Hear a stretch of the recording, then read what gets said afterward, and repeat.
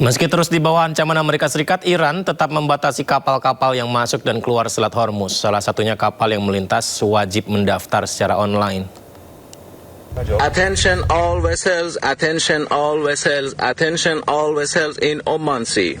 This is Iranian Sepah Navy. If you see any warship in your vicinity, keep a distance more than 10 miles from them because I'm ready to open fire on them without any warning.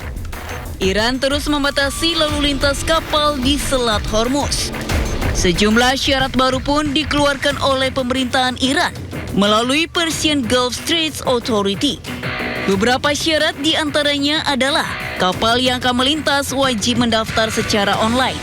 Nantinya kapal ini akan mendapatkan email resmi dari Iran. Izin melintas hanya diberikan kepada kapal yang patuh atas seluruh poin dalam email tersebut. Iran juga menetapkan Selat Hormuz hanya terbuka untuk kapal dagang. Kapal militer dan kapal milik Amerika Serikat, Israel dan sekutunya tidak boleh melintas.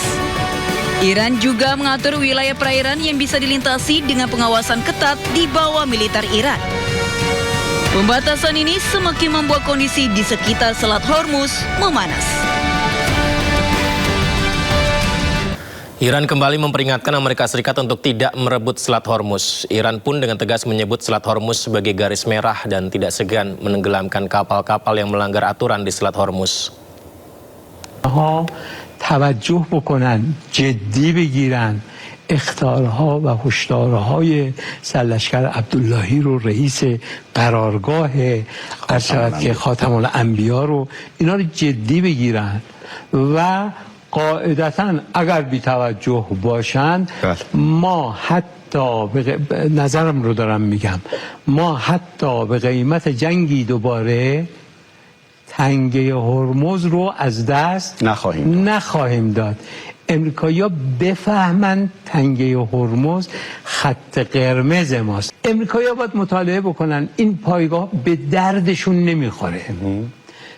اگر نگران منطقه که به دروغ میگن ما با کشورهای منطقه رو امن نگه میداریم و اگر آدم بشن ما بنای جنگ با اونها رو نداریم. کما این کتاب ها نداشتیم در ارشد که 47 سال گذشته و اینها اونها هم منطقی باید برسن به این نتیجه که جمع کردن پایگاه ها براشون مقرون به صرفه تر است تا تجهیز دوباره، بازسازی دوباره، سلاح آوردن دوباره و امکانات دوباره. بهترین راه برای امریکا این هست که خودش رو بکشه کنار از این جنگ. حالا اعلام شکست نمیخواد بکنه، فلان نمیخواد بکنه، اینها اعلام کنه کار تمام شد. دقیقاً. مردم دنیا خودشون نتیجه گیری هاشون رو میکنن. ما نه خواهان توقف صادرات نفت از منطقه هستیم، نه خواهان توقف تجارت در این منطقه هستیم که برخی از تجارت ها مثل کود شیمیایی، پتروشیمی ها، غیره ذالک و اینا تقریبا کل دنیا تا Menteri Luar Negeri Iran Abbas Araghchi melanjutkan safari diplomatiknya ke Cina. Di sisi lain, Amerika Serikat berharap pertemuan antara Cina dan Iran membawa hasil yang positif. Ya, ramai ini dibicarakan di media sosial pemirsa, di mana Menteri Luar Negeri Iran Abbas Araghchi tiba di Bandara Internasional Beijing. Kedatangannya disambut pejabat tinggi Kemenlu Cina. Araghchi langsung bertemu dengan Menteri Luar Negeri Cina Wang Yi dan salah satu pembahasannya adalah upaya negosiasi damai antara Iran, Amerika Serikat dan Israel. Posisi Cina saat ini sebagai mediator antara ketiga negara yang bertikai. Sementara Amerika Serikat melalui Menteri Luar Negerinya Marco Rubio mengingatkan Cina bahwa penutupan Selat Hormuz dalam waktu panjang juga hanya akan merugikan Cina. On the first point about the visit, it's fine. I hope the Chinese tell him what he needs to be told, and that is that what you are doing in the Straits is causing you to be globally isolated. You're the bad guy in this. You guys should not be blowing up ships. You should not be putting mines. You should not be trying to hold hostage the global economy. I hope the Chinese bring, whether it's done privately, but I hope it's done directly, that's the message they deliver to them. As I outlined earlier today, China is an export-driven economy. Di tengah meningkatnya ketegangan di Timur Tengah, Korea Utara menawarkan bantuan untuk Iran. Dan tidak tanggung-tanggung, Korea Utara siap memasok rudal jarak jauh andalannya diberikan untuk Iran dalam menghadapi Amerika Serikat dan Israel. Informasi ini didapatkan dari televisi Korea Utara kemarin pemirsa, di mana pemimpin tertinggi mereka, Kim Jong-un, mengatakan negaranya siap memasok rudal ke Iran jika Teheran meminta. Salah satunya pemirsa yang dipamerkan yang Anda lihat ini pemirsa, sistem rudal balistik antar benua tercanggih, rudal Hwasong 20. Luar biasa besar sekali ya, di mana Kim juga menyebut satu rudal saja cukup untuk melenyapkan lawan-lawan Iran. Kim dengan tegas menyatakan dukungannya terhadap Iran, tak peduli setinggi apapun ketegangan dengan Amerika dan Israel. Korea Utara menyebut serangan gabungan Israel dan Amerika terhadap Iran ilegal dan merupakan bentuk pelanggaran kedaulatan Teheran.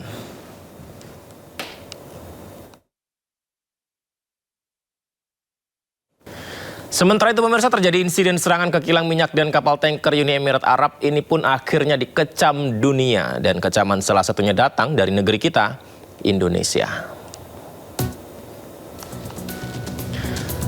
Diunggah di media sosial, pemerintah Indonesia melalui Kementerian Luar Negeri menyebut serangan tersebut bisa meningkatkan ketegangan di kawasan, merusak upaya gencatan senjata, mengacaukan rantai pasok dunia.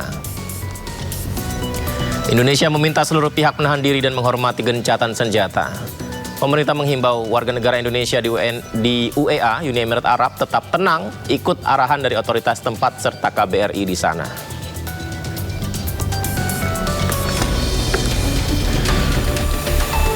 Nah, akhirnya kan publik bertanya, siapa dalang yang melakukan serangan hingga meledakkan kilang minyak Uni Emirat Arab dan juga kapal tangki Uni Emirat Arab di Selat Hormuz?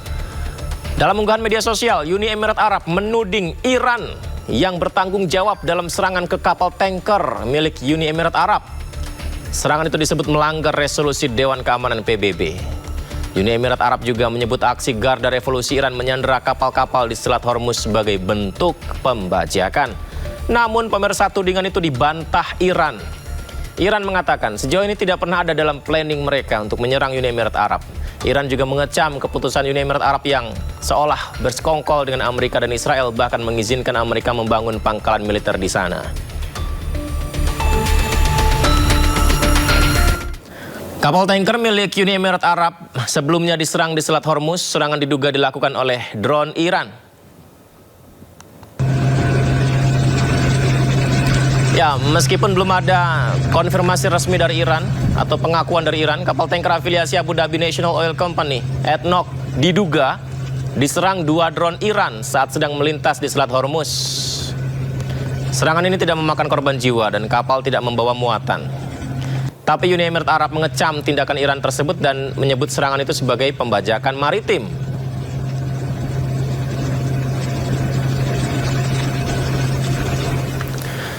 Tidak hanya kapal tangki, dugaan serangan Iran juga ditargetkan ke fasilitas minyak Uni Emirat Arab. Seperti yang Anda lihat ini pemirsa, kebakaran besar terjadi usai drone yang diduga milik Iran menghantam instalasi energi di wilayah Fujairah.